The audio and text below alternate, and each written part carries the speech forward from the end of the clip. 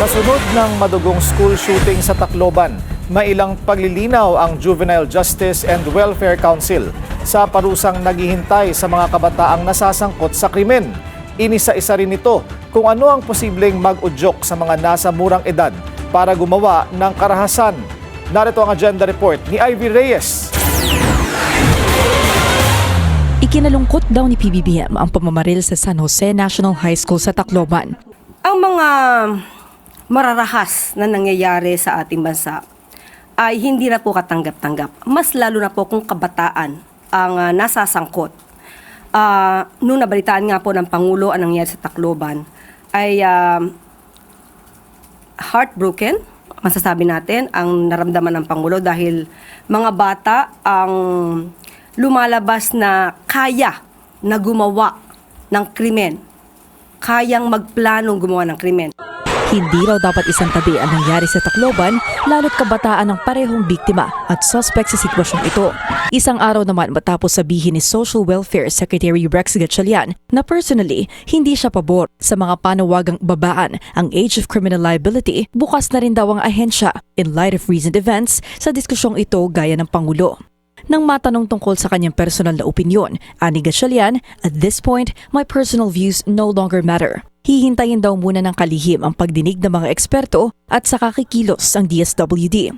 Sa media forum ng ahensya ngayong umaga, bagaman bukas ang DSWD, sinabi ni Juvenile Justice and Welfare Council Executive Director Attorney Tricia Oco na huwag lang sanang tutukan ng publiko ang minimum age ng criminal responsibility dahil ang pinakamalaking issue raw dito ay kung ano ang nag-udyok sa dalawang kabataang suspect sa Tacloban shooting para gumawa ng karahasan. Ito ang titingnan natin, ano ba yung hindi naging maayos sa kanila, bakit nila to gagawin. Kailangan makahanap tayo ng tamang solusyon doon sa problemang nangyari.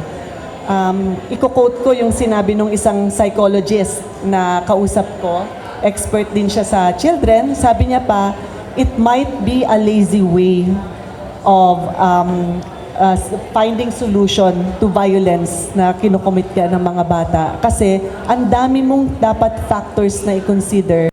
Base sa police reports from 2016 to 2025, rape ang top offense ng mga children in conflict with the law o CICL. Nasa 4,000 teenager aged 16 to 17 habang higit 2,500 naman na edad 15 years old pababa ang naitala ng DSWD. Sumunod dito ang murder, parricide, infanticide at kidnapping with serious illegal detention. Sa kasong murder, higit 700 ang edad 16 to 17 habang higit 300 naman ang edad 15 and below. Sa kasong parricide, may 40 cases ang mga kabataan habang may 7 namang kaso ng infanticide. May 8 ring kabataan ang sangkot sa kidnapping cases ayon sa ahensya. Base sa situational analysis ng DSWD sa mga CICL noong 2022, lumalabas na may 6 daw common factors sa mga kabataang sangkot sa krimen. Ito ay ang kahirapan at dysfunctional na family environment, limitadong supervision ng mga magulang, maging exposure sa karahasan sa loob ng pamilya at komunidad, at conflicts laban sa kapamilya at kapwa.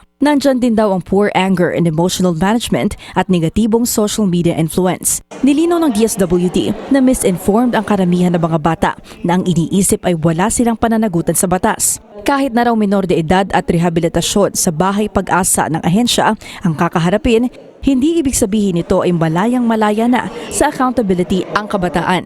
Sa ilalim daw kasi ng intervention program ng Bahay Pag-asa, goal ng ahensya na ipaalala sa bata na may mga tuntuning sinusunod sa lipunan, kaya ang paglabag dito ay katumbas ng disciplinary action. Walang social media access, limitado ang visitation hours at may striktong programang susundin ang bata sa dorm-type living sa Bahay Pag-asa. Sa madaling salita, may conditionalities daw na nakaset sa Bahay Pag-asa.